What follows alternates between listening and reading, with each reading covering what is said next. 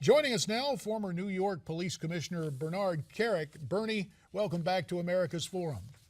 Thanks, guys. So, Bernie, as we take a look at what's happened, Governor Jay Nixon declared a state of emergency ahead of a grand jury announcement. Was that wise to do in retrospect?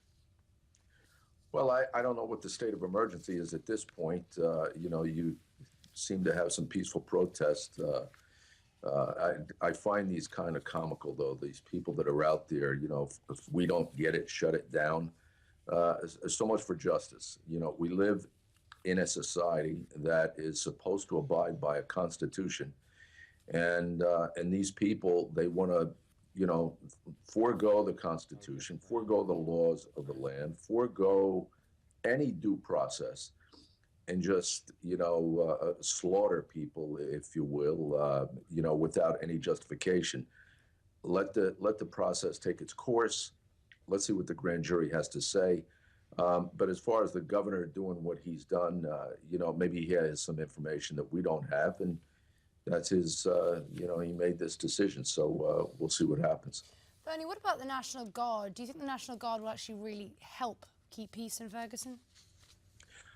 You know what, Francesca, it helps in the event that those resources are needed, and when the state and local people cannot handle it on their own.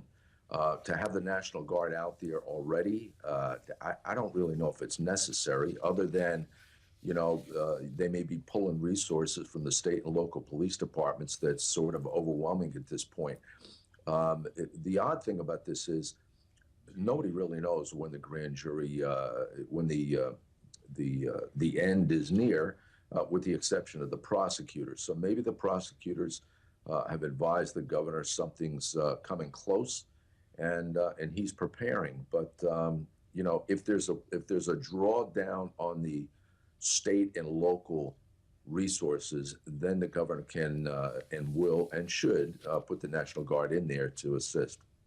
Bernie, we remember your days as the commissioner of the New York Police. Obviously, a lot came at you during your time there. But if you were on the ground in Ferguson, what would you be doing to handle the situation? First and foremost, I think there has to be an enormous amount of work done between the government, the police, and the community leaders. Keep in mind, JD and Francesca, a lot of the people that you're going to see in Ferguson, these, the protesters, the people screaming and yelling, the people calling for justice and all that kind of stuff, I would say the majority of them, they're not even from Ferguson. They're from somewhere else. The people of Ferguson want a safe and secure environment to live in. So it's going to be inherent on the police, the state and local authorities, to work with the communities. And it's also going to be inherent on the police and the government agencies to keep these protesters, these people that don't belong there, keep them out of there the best way they can, because they are the inciters. They are the people that's going to, get rowdy and burn stuff down. I mean, they're basically saying they're going to burn down the city if they don't get what they want. And this isn't about what they want. This is about justice. There's a process. Let the process take its course. Let the grand jury do its job. And whatever happens, happens. But, because they don't get what they want, they don't have the right to, destroy the city and burn the city down, as they said they are going to do. Bernie, Missouri Governor Jay Nixon named an independent commission to study unrest in Ferguson. Do you think this will help? Honestly, I don't know. I'm not a big, I'm not big on these committees. We had this stuff in New York City pre-Giuliani in 1994, where they put together a committee to appoint a commission to look at an oversight body. You know what? This is pretty simplistic. There was a problem. It doesn't take a lot of, it doesn't take a brain surgeon to figure out what the problem was. They should just deal with it. These commissions and committees and all that stuff, a lot of times I don't think it's necessary. That's me personally. Bernie, you made mention of the fact that a whole lot of outside groups on both sides of this issue are actually coming into Ferguson from points well beyond the city limits. Included as an outsider, Reverend Al Sharpton. Obviously, you crossed paths with him in New York City. What do you make of this effort by the White House to use Reverend Al as a de facto,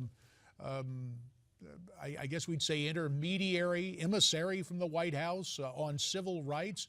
Does a guy like Al Sharpton calm a situation, or is he like the guy bringing the gas can and an open book of matches? You know what? Al Sharpton is an opportunist. He's somebody that will take advantage of things like this for his own personal gain, if you will. And I don't see any benefit to anyone to have him there. This is between that community and the police. It's between that community and the government agencies there. I think the governor would be better off in dealing with it himself. You know, I don't see what benefit Al Sharpton does, you know, in Ferguson, with the exception to incite people. And that is not what this country's about. There are laws that we have to abide by. If this is an actual civil rights issue, the Department of Justice is there. The Department of Justice is there. They have prosecutors looking at civil rights, possible civil rights violations. They'll handle it. I'm sure they'll handle it. They don't need Al Sharpton to tell them their job. So let the process take its course and keep the insiders out of there. Sound advice. Bernie Kerik, checking in from New York. We always appreciate your insights and analysis, and especially on this case. Thanks very much. And one thought here, since the president is going to go on television tonight about amnesty, maybe he ought to go on television in preparation for a grand jury announcement in Ferguson. There's more ahead, including this Newsmax Now update.